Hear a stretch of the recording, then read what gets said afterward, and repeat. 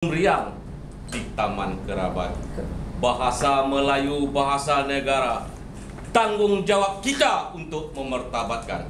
Terima kasih pengurusi majlis, Cik Senditan selaku Sri Kandi Kelab Pidato Perdana Barisan Pentarafan yang diketuai oleh Cik Azmi yang dimuliakan, serta rakan-rakan seperjuangan yang sangat dihormati. Assalamualaikum warahmatullahi wabarakatuh. Salam sejahtera. Bahasa Melayu ialah bahasa resmi kebangsaan yang sudah semestinya kita sebagai rakyat Malaysia wajib menggunakannya.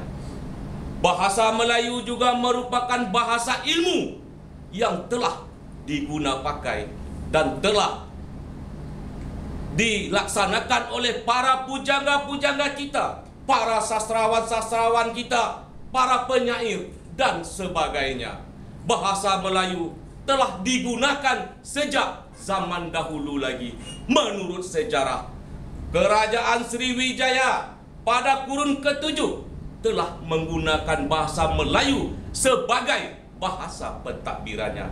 Begitu juga dengan Kerajaan Melaka telah memulakan bahasa Melayu sebagai bahasa pentadbirannya seawal kurun ke-15 sehinggalah kepada hari ini. Yang penting bahasa Melayu ialah bahasa perpaduan yang merupakan alat untuk menyatukan perpaduan umat.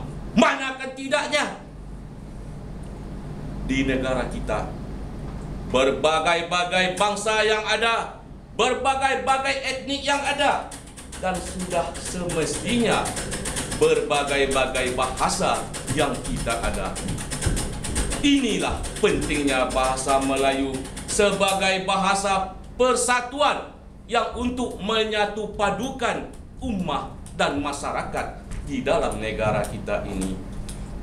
Untuk itu, sudah semestinya bahasa Melayu ini harus senantiasa dimartabatkan dan ditingkatkan kualitinya.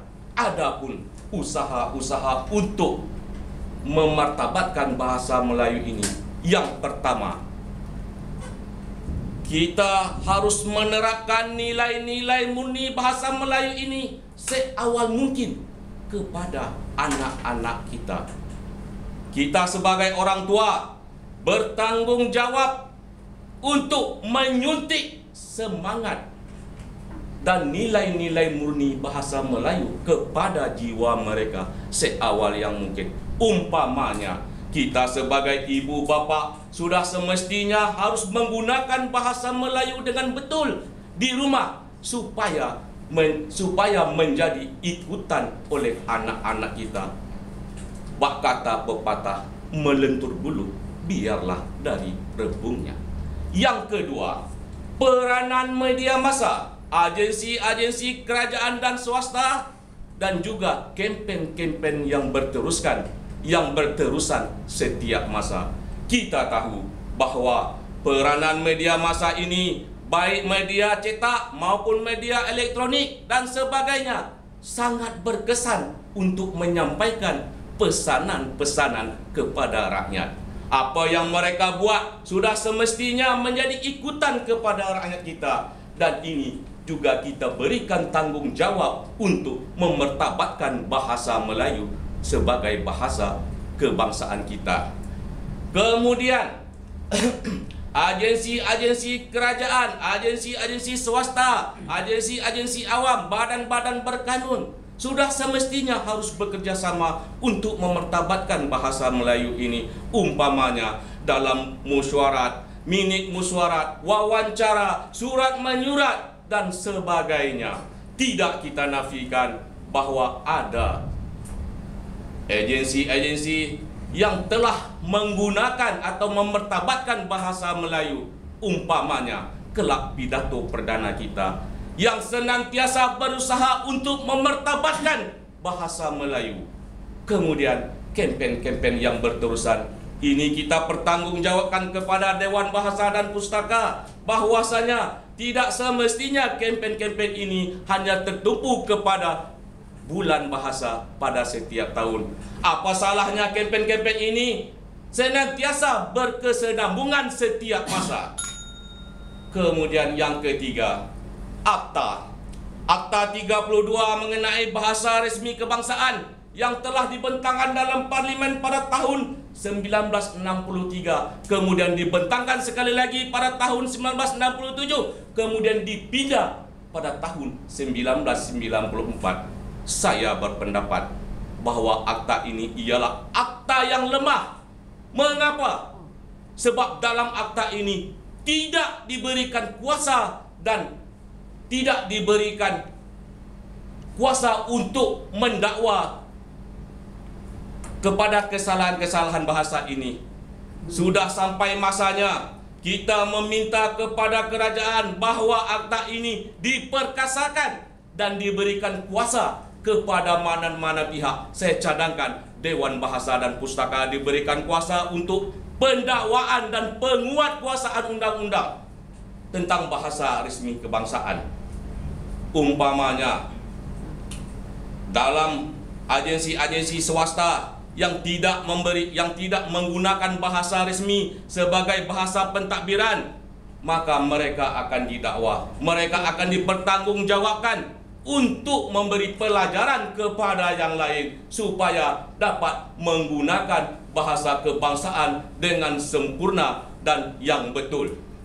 Kemudian kita juga berusaha untuk menitik beratkan penggunaan bahasa-bahasa ini di sekolah.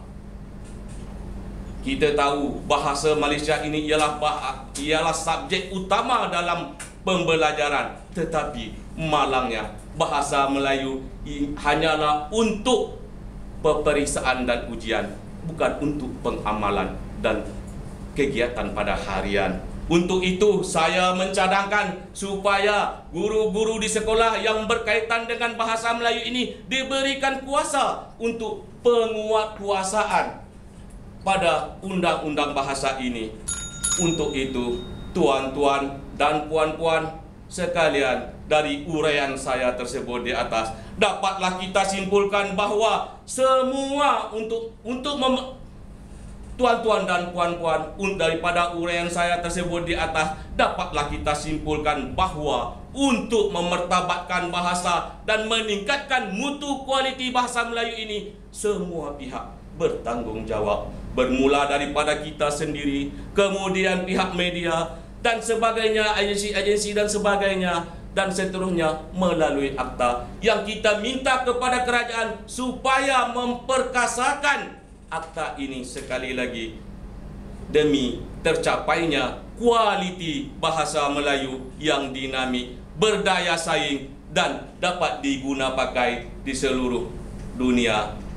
Dan kita mengharapkan dengan usaha-usaha ini supaya bahasa Melayu ini dapat diterima di antara dunia yang merupakan salah satu bahasa utama di dunia. Salah satu bahasa utama di dunia, ibarat kata pepatah, berdiri sama tinggi, duduk sama rendah. Wabillahi taufiq wa hidayah. Wassalamualaikum warahmatullahi wabarakatuh.